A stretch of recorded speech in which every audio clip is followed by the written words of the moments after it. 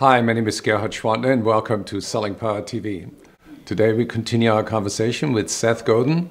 We talk about the philosophy of more. Sure. Tell us about it. You know, more doesn't always get you better. There's this, Malcolm Gladwell wrote about an inverted U curve.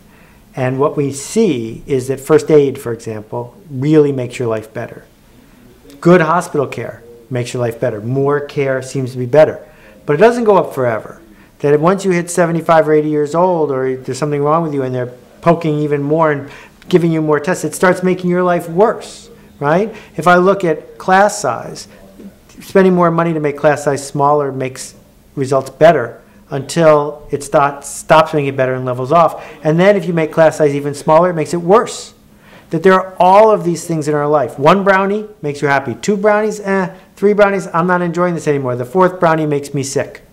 Over and over again, we see in the social sciences that more does not always lead to better. And yet, our bosses and our customers and Wall Street keep saying more.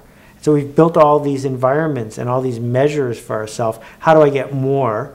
When actually we ought to be asking, how do I get better?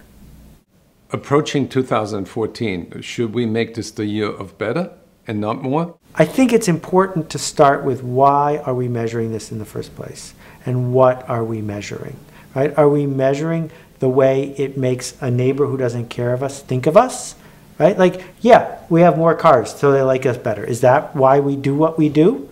Right? Once you can get at the heart of why you do what you do, you might do a better job of telling yourself and your employees and your team what you're in the business to do.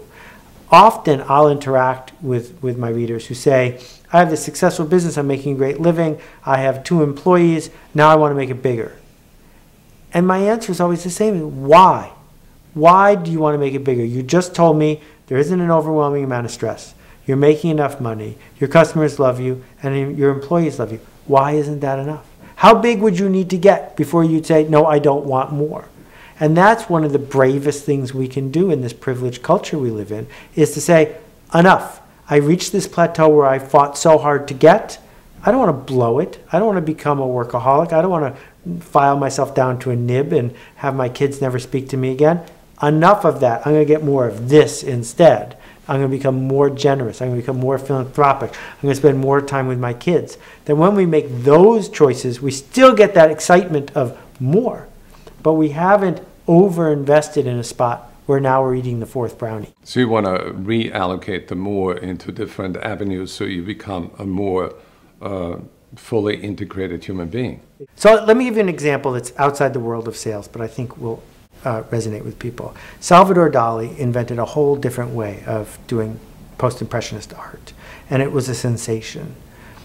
The temptation, of course, is you can paint more paintings, and so he did.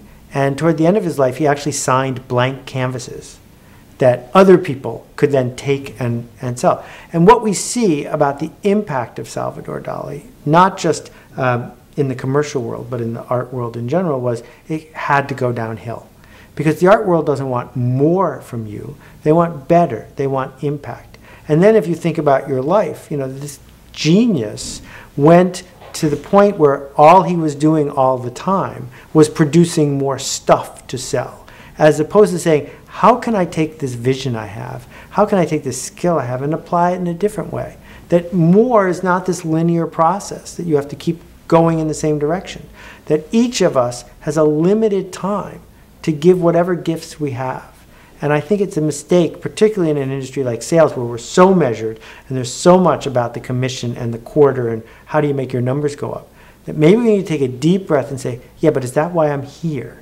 Do I really work for Wall Street, or do I work for the joy of doing the work?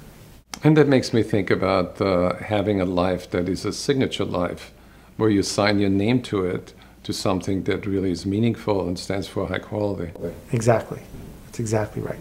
Thank you, Seth. It's a pleasure, Gerhard.